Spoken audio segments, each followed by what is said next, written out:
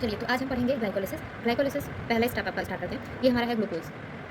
Glucose को हम पहले कन्वर्ट करेंगे ग्लूकोज़ 6 फॉस्फेट। यहाँ पे आपका जो एंजाइम यूज़ होगा, आपका हेक्सोकाइनेज़ होगा।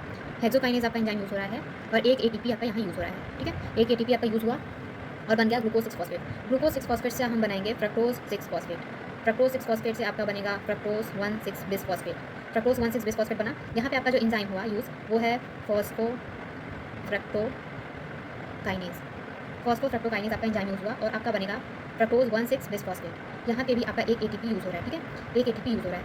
अब फर्दर हम क्या करेंगे, और ये जो है फ्रक्टोज़ 1,6 बिसफॉस्फेट, यहाँ पे इसका स्प्लिटिंग होगा। एंजाइम जो यूज़ हो रहा है यहाँ पे एल्डोलेज होगा। एल्डोलेज एक एंजाइम है। ये क्या करेगा, फ्रक्टोज़ 1,6 बिसफॉस्फेट जो हो जाएगा वो कन्वर्ट होगा। एक होगा डाईहाइड्रोक्सी एसीटोन फॉस्फेट और एक होगा फॉस्फोग्लिसरॉल्डिहाइड PGAL, ठीक है?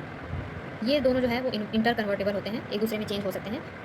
देखिए, अब ये जो PGAL है, यहाँ पे आपका ये जो है आपका कन्वर्ट हो जाएगा 1,3 बिस फॉस्फोग्लिसरिक एसिड, ठीक है? यहाँ पे आपका एक NADH रिलीज़ होता है, NADH, एक NADH निकलेगा और 1,3 बिस PG से आपका बन जाएगा 3 फॉस्फोग्लिसरिक एसिड। और यहाँ पे आपका एक एंजाइम यूज़ हो रहा है काइनेज़।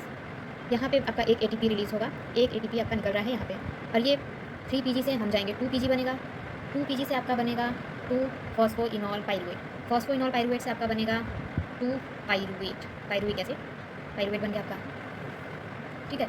3 PG से 2 PG बना। 2 PG से आपका 2 फॉस्फोइनॉल पाइरुवेट और 2 पाइरुवेट बन गया, ठीक है? अब आपका देखते हैं यहाँ पे 1,3 BPG से यहाँ पे 3 PG बनने में एक आपका ATP रिलीज़ हुआ, और ये उसके बाद हम देखेंगे यहाँ पे 2 फॉस्फोग्लिसरिक एसिड से 2 फॉस्फोइनॉल पाइरुवेट बनने में यहाँ पे आपका वाटर का रिलीज़ होगा, और 2 फॉस्फोइनॉल पाइरुवेट से पाइरुविक एसिड बनने में आपका एक ATP रिलीज़ हो रहा है, ठीक है?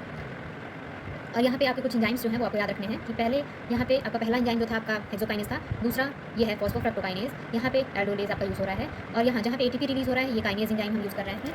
और उसके बाद आपका आएगा इनोलेज एंजाइम, जहाँ पे आपका वाटर रिलीज़ हो रहा है, ये वाला जो स्टेप है यहाँ पे इनोलेज एंजाइम यूज़ हो रहा है।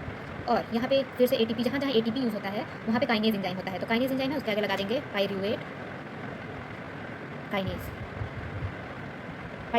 ओके? चलिए, ग्लाइकोलिसिस के ATP NADPH हम देखते हैं कितने बने, कितने यूज़ हुए।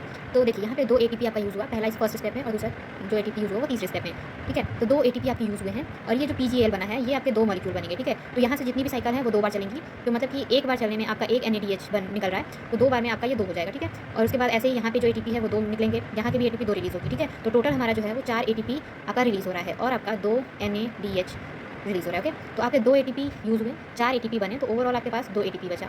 2 ATP, 2 NADH। जो ATP हमारे डायरेक्टली जो ATP बन रहे हैं इसको हम कहेंगे SLP, मतलब सबस्ट्रेट लेवल फॉस्फोराइलेशन, मतलब जो डायरेक्ट ATP बन रहा है उसको हम SLP कहेंगे। और ये जो NADH है ये डायरेक्टली ATP नहीं दे रहा है। वैसे तो देखिए, एक NADH आपका 3 ATP देता है, तो जो 2 है वो टोटल आपको देगा 6 ATP, तो 2 NADH से आपका 6 ATP बन रहा है, और इसको कहेंगे OP। OP means oxidative phosphorylation, मतलब कि ये जो आपका इलेक्ट्रॉन ट्रांसपोर्ट चेन में जाएगा उसके बाद आपका ATP देगा, और ये जो है वो डायरेक्ट ATP है, इसलिए ये SLP है, ठीक है? तो टोटल आपके ग्लाइकोलिसिस में कितने ATP आपको मिले? 6 ये और 2 डायरेक्ट वाले, ठीक है? तो टोटल आपके 8 ATP मिल गए।